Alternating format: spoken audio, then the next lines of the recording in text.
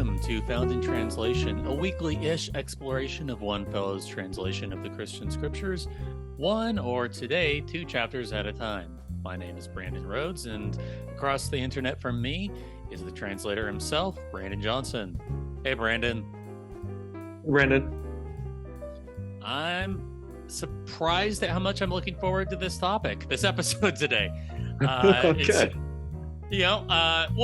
It's funny. The first, when we first went over Hebrews, I was like, yes, let's just fast forward to chapter 6 and then the end.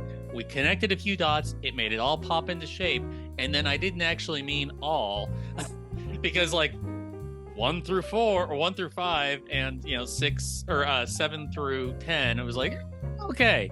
But as we've gone through it, 1 and 2 has been, there's been a lot more meat on the bone than I was expecting. Particularly in these chapters where it's just, it can feel like the author is making these arcane, weird arguments that are just esoteric.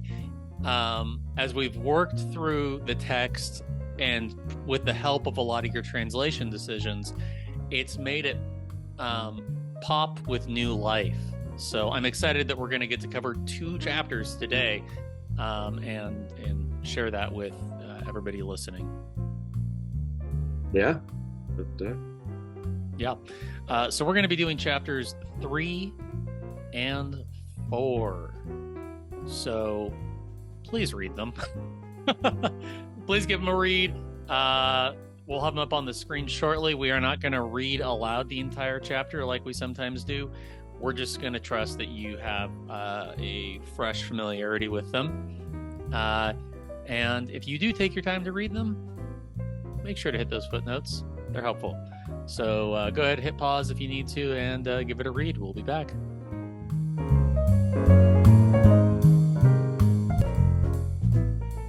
Hey, everybody. Welcome back. I want to jump in with these first couple verses here. Can you give them a read? I think it's helpful to move us along with where we're going. Yeah. So, because of that, sacred members of the family, sharers in the calling of the highest heavens, direct your minds toward Jesus, the emissary and high priest whom we openly acknowledge, who is faithful to the one who appointed him, as Moses was also appointed in his house.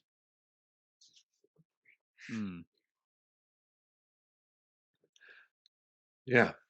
So that's kind of like, I see that as kind of becoming the theme of chapters 3 and 4, is that sense of sharing in the calling, being faithful in responding and living according to that calling, as Jesus did, as Moses did.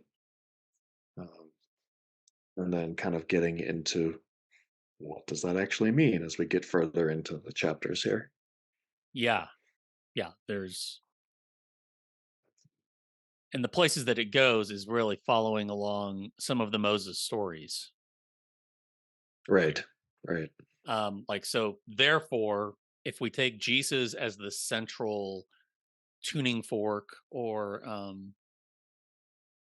point of inspiration for what our own faithfulness means. Which goes all the way back to the beginning of Hebrews, that God has spoken to you through his son. So look at Jesus. What did Jesus' life and teachings communicate? That's the point. Yeah. Right. And we can draw on these other central marks of the tradition that formed him. It doesn't mean that the other ways that God has spoken are not good. It's yeah. We're messengers focusing or on angels, Torah, temple will come up, priesthood, but Moses as well.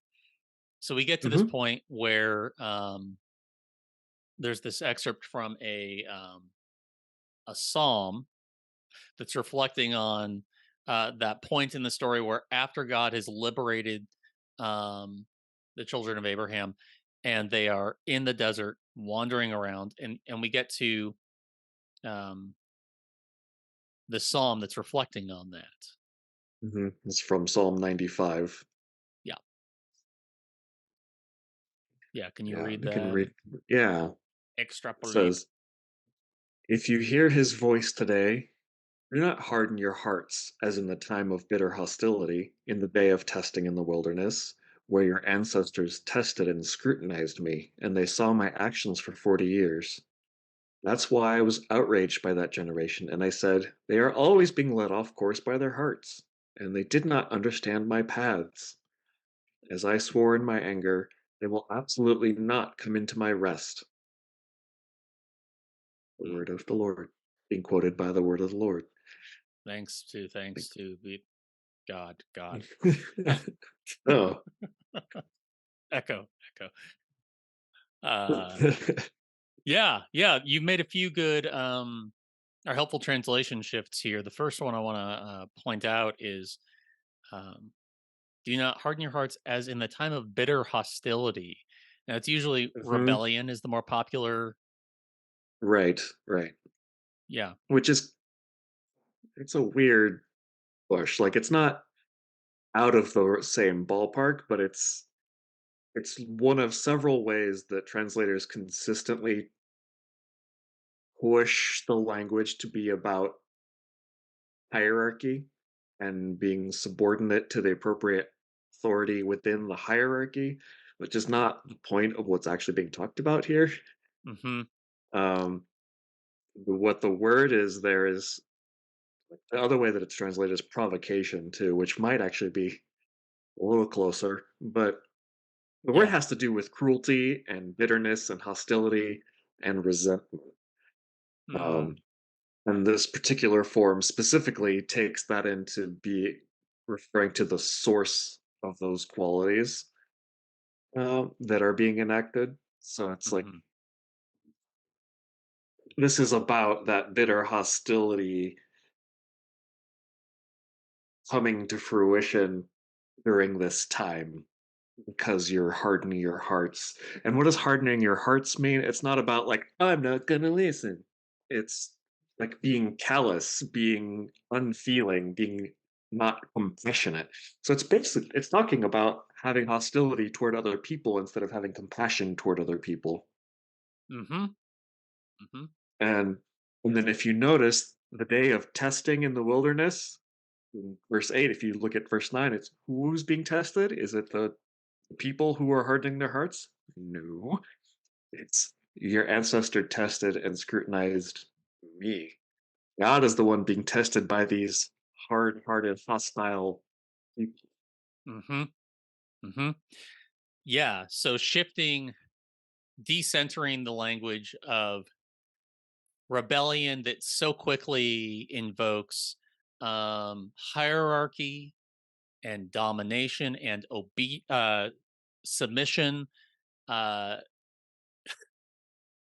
I just saw this chart by this like super conservative pastor of like all of these things from like husbands and wives and employers and employees and pastors and church and God and humans, and it was um servant leadership and joyful submission. And it's like whoa.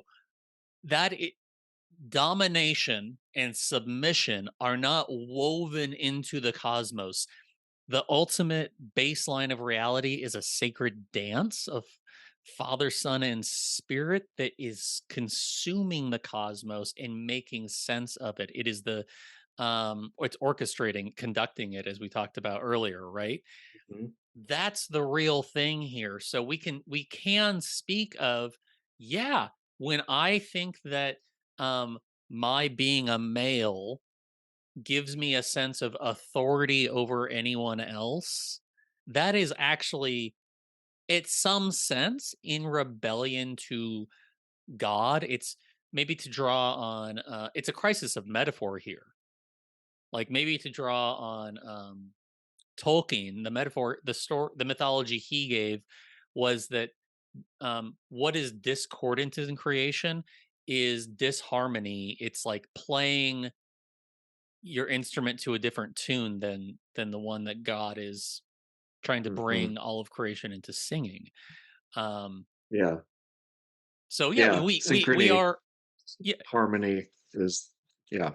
yeah. It's there is a sense of mutiny, but or a rebellion, but that's too authoritarian. It's yeah, no, it's much more about just like going off on your own than it is about actively like giving the middle finger to the authority figure.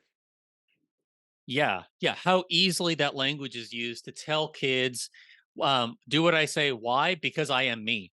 Like, or Yeah. to or husbands telling, males telling females this, or on Hmm. down the line. If you believe that way down in creation, there's this um dom sub thing, Yeah. Yeah. Yeah. And we'll it get leads to into kind of violence. what's the alternative later in this chapter. That's Hmm. like how is it actually thinking of it instead of all that? Yeah, Um, yeah. Within that language, there's this idea that God can't actually feel or touch or be tested by creation. But we're in this flow of mhm, arguments that's all about divine solidarity with the cosmos and with God's people, with right. all of God's Understanding people. by firsthand experience. Firsthand experience. That's right. Uh, Yeah. and And that so even is prefig. Go ahead. yeah, I'm gonna say like we have that. No, you go because I'm gonna kind of move the plot Okay, forward. okay. Well, it's But yeah, it's yeah. prefigured here in God's vulnerability to be in relationship with these people who then get, they're in the wilderness for a generation, and it's testing him. And Mhm. it's them testing him. Are you going to be the God who does these things? And also he's just like, oh, for Christ's sake, you people. Uh-huh. It kind of goes Right, right. like three ways in a lot of in this, even though that may not have been what the psalmist was meaning. Certainly that's what Right. uh, Priscilla was Priscilla. doing. Yeah. Right. Yeah, it's like in the previous chapter where it's saying like you were going through tests, trials. Christ is tested going through trials like you are, not being tempted. It's not like it's just the wrong focus. Right. But there is a sense of when things get tough, it's testing your ability to stay faithful even when it's hard. Yeah. Um, and that's what it's talking about here. Like Jesus experienced that, and you know what?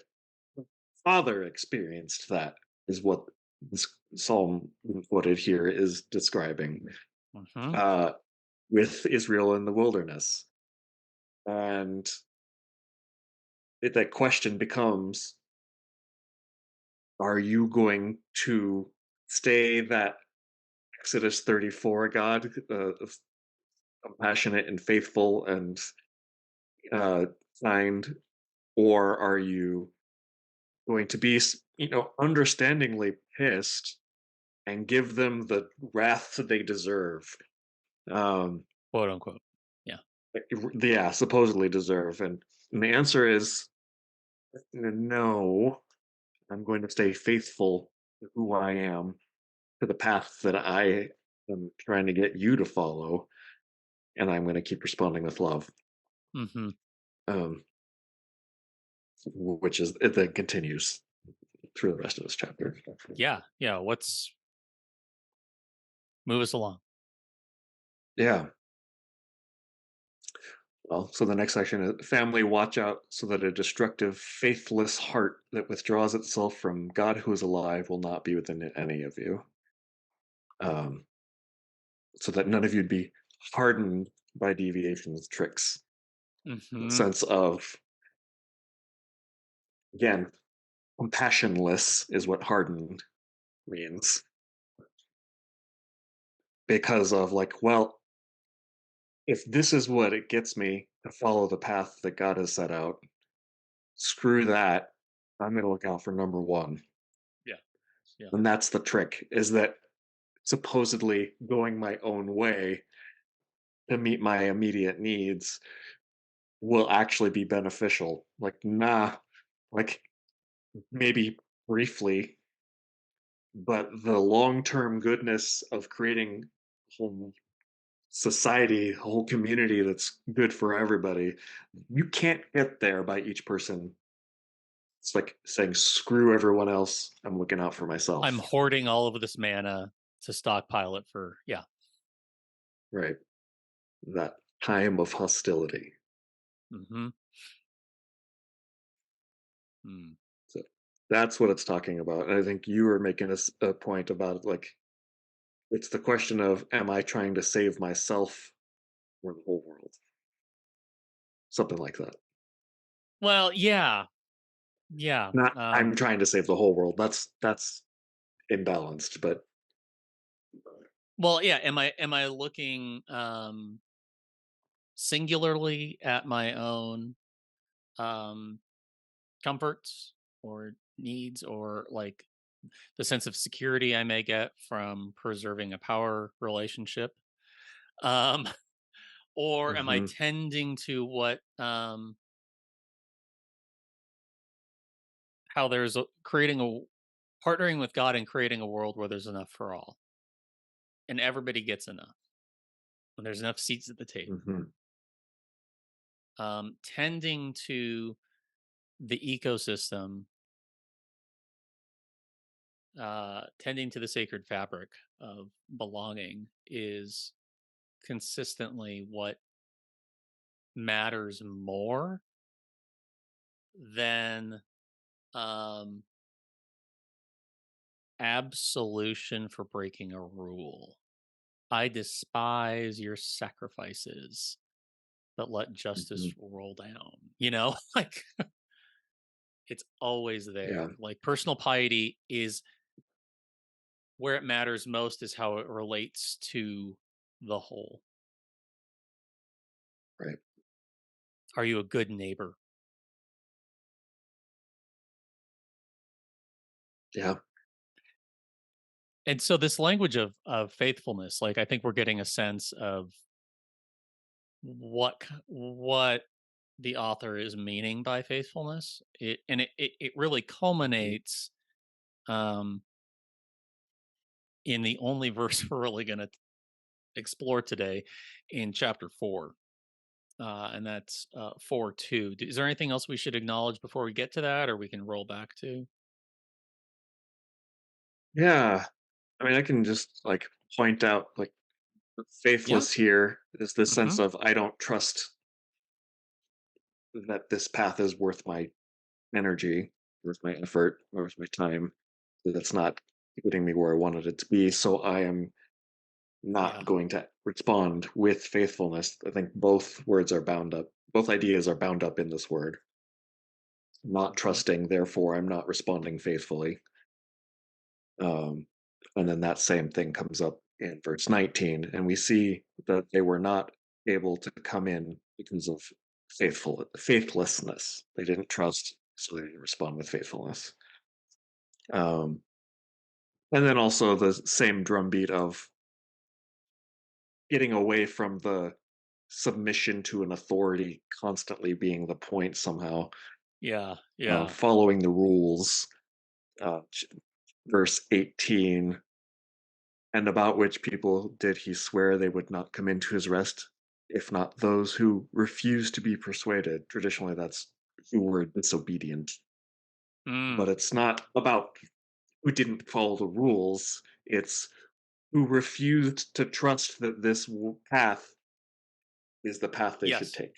Yeah. There's so much in the rhetoric so far of the message that's come to you, like the Hmm. whatever scale of revelation that's been given to you is always meant to move the world and the story and and life forward.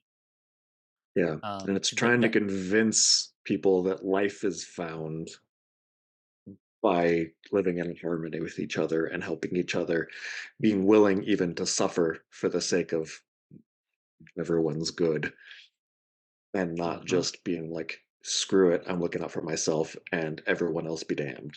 Mhm. Mhm. Yep. Yeah, and so that moves us We just, to. Go ahead. yeah, say we just finished that chapter in record time. Boom. All right, Yeah, chapter 4, moving along. I'll read this one here. Uh, sure. yeah, so it just flows right into at the start of 4. Therefore, we should be conscientiously or vigilantly concerned so that none among you would seem to have been left out. Like, don't leave people behind, right? Since the Yeah, promise which to is the come, opposite of that hard-heartedness. yeah, Like concerned for others. great, yeah. Since the promise to come into his rest remains available, like the door is always. Sorry, I'm preaching as I read. Yeah, yeah. Um, so this is the Targum or Midrash. So you see, we're also people who have received the announcements uh, of the triumphant message, just like they are. However, the message they heard did not help them, since they haven't become interconnected through the faithfulness of those who listened to it. The mess. I'm going to say that last Yeah. one again. However, the message Hmm. they heard did not help them, since they haven't become interconnected through the faithfulness of those who listen to it. Right. That's the hope that Mhm. through those who are being faithful and trusting the message, through their faithfulness, that others would become interconnected, Yeah. that others would be brought into the community of people who are doing that. Yeah. Uh, there's a sense in which the the summons of God uh makes most sense. It becomes legible socially. It's not the command of God and look, everybody else is like goose stepping along to it. It's there's this there's this call from God to be a community that isn't acting like Egypt that he just took them out Mm. of. You had to wait in line for your bread. I'm going to make it show up on the ground every morning. Like there's enough, enough, enough, like drilling it in. Don't be hard Hmm. hearted in scarcity. Be soft hearted, big hearted, conscientiously concerned that everybody gets their daily share of manna. Yeah. And when everybody's Yeah. doing that, it makes sense. Like the absurd claim that there's this invisible being saying the like calling us forth to look beyond my own individual self and Hmm. into the life of the church. We talk about Yeah. Leslie Newbegin as Or this. Go ahead. as I say, or even beyond my in group. Mm, Like thinking we're going back to Egypt, like they lived side by side with Hebrews, the Egyptians and the Hebrews, and we're fine with that as long as it felt like our needs are getting met as Egyptians. As soon as like, shoot, they're getting to be an awful lot of these Hebrews, we should do something to protect our interests. It is an inherently competitive situation of mine, us or them, and we choose us, so we're going to kill a bunch of their babies. right. Right. Um, and it's like, no, like hospitality, like over Mhm. and over and over and over and over in scripture. It's like, remember when you were in Egypt and as foreigners you were treated like dirt? You were you received violence and scarcity because that way the other people could protect their fear of being having violence done to them and scarcity being imposed on them. Yeah. Uh, don't do that. Make sure that there's safety and enough for everybody. Hmm. Yeah. And so the message didn't help them because they haven't become interconnected through the faithfulness of those who listen to Yeah, it. they didn't internalize that. Yeah, the words did not become flesh. Yeah, Um, the some of them, because it's not just saying all of Israel didn't get it, and us right, Christians we got it. This is a Hebrew woman probably writing to other Hebrew audience members. Like it's some. of us got it, and we need to work to bring in those who haven't gotten it yet. Not Hmm. Christians are good and Jews are bad, because that's a whole other problem. Right, right. And the way That's that we're going back to the Egypt versus Hebrews thing, yeah, if we put it and the that way. way that it's going to make sense, the way in this case, if you're wanting to persuade your fellow like Hebrews that Jesus was the Messiah, the way to do that is not necessarily to like try to like set up some sort of rhetorical gotcha in the scriptures, but like it'll only really click if you see people living as if the great cosmic Shabbat or Sabbath has come. If that promised era or age of Jubilee and homecoming Mhm. and In liberation this case, yeah, is Shabbat is being the language lived that this among chapter you. uses. Yeah, like why should we believe that this dead but risen dude from a like marginal community popped the story forward like massively? Show me. Like you say you have faith, show me your works. Right? Like actually live it Hmm. out. And I mean, this is getting into chapter 6. That's 101. 201 on all of this is like we can get into the nitty gritty of all this, but it really begins with letting your life together be the interpretive lens of the audacious claims we make about what we believe God has said. Hmm. Yeah, And yeah, it all is coming back to that. mm, It's still left for some people to come into it, even though they had previously been given the triumphant message. They didn't come in because they refused to be persuaded that it was worth it. hmm, But I'm still giving them that chance because today is the time, right. and no matter how much time goes by, today is still the time. Hmm. Yes. If you Yes. hear my voice, don't harden your hearts. Keep concern for other people. Allow yourself to be persuaded that concern for others is worthwhile. Yeah. I think in the interest of time, I want to just make sure we acknowledge one last big translation change you've got here, and that is uh, chapter 4, verse 12, 12 and 13. Um, I'll give that a read. You see, the message of God is alive and active and sharper than any double edged short sword, penetrating enough to separate living being and life breath, joint and marrow, and able to discern thoughts and considerations of the heart. No creation is obscured from his vantage point, but everything exposed and stripped bare to the eyes of him with whom the message is for us. Now, usually at the start of that, it's you see the word of God is alive and active and sharper than any sword. And that's usually meant to mean the Bible, which really doesn't flow with anything the author's talking about. It's like, No. by the way, fist bump evangelicals fighting back against like early 20th century other traditions. Like, Yeah. No, it's not talking about a book.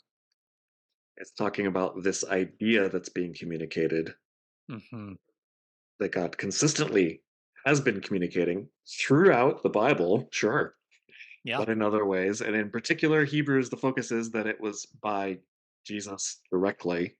yes, And that sense of include everyone, stop being hostile, live with love, and to the point of being willing to sacrifice some of your own needs, some of your own desires, maybe even to being willing to die for the sake of others rather than just looking out for yourself, yes, for your own in group. yeah, yeah. If you read it as that this message language has been used from the beginning of Hebrews, including talking about messengers.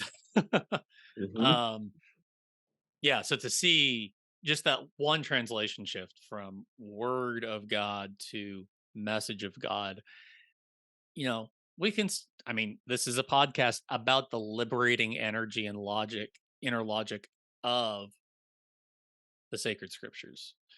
This is not to demote or cast aside the helpfulness of the Bible and human flourishing. It's just to say that's not it's not what it's saying. Right. And it's not actually what saying this is something even about. better, besides like slapping people with a Bible. Look, you read the Bible and you feel like shit. That's what I grew up hearing. Not from my parents, but from my tradition. Yeah. Which is end up being how this paragraph gets used, right? Is like Yeah. God sees all the tiny details of how you're bad. Yeah. God sees way down in there all of And your happy, nice facades. He knows right. you're a piece of shit way down in there. It's like, and reading the Bible will do that to you. That's not what's happening here. Yep. Instead, it's talking about it's penetrating deep, all the way to the tiny little pieces. And who's seeing that deep? The one for whom the message of belonging and harmony and peace and inclusion for us. Like Mm-hmm. that's who is seeing this. So like, yeah, he sees the differences that, that are involved between different people and different groups, and all the way down to their core where those differences split off from one each other. You can get all the way to where they actually come back together, all the way down to that little bit. Yeah. The pivot points, the joints, the marrow. Mm-hmm. It's good. It's good. Well, we got to wrap this one up here. I'm really excited for next week. We're going to do chapters 5 and 6. So if y'all are interested in studying ahead, that's what we'll be talking about. So thank you again for another great episode here, Brandon. And thank you all for joining us for it. So the easiest way to support Found in Translation is to leave us a rating or a review on whatever app or website you are using to enjoy this on. It makes it easier for more people to find the show, especially if you're using Apple Podcasts or YouTube. The second best way to support the show is to become a sponsor. You can do it for just $5 a month. When you do that, you get comment access on the translations Google Doc and the satisfaction that you are supporting exceptionally nerdy independent media. You can find the link to join the community in the episode notes. The music you're listening to is by Kevin MacLeod at Incompetech.com. Found in Translation was produced by Perry FM on unceded Chinook and Kalapuya land. Goodbye, Brandon. Brandon. Bye, everybody.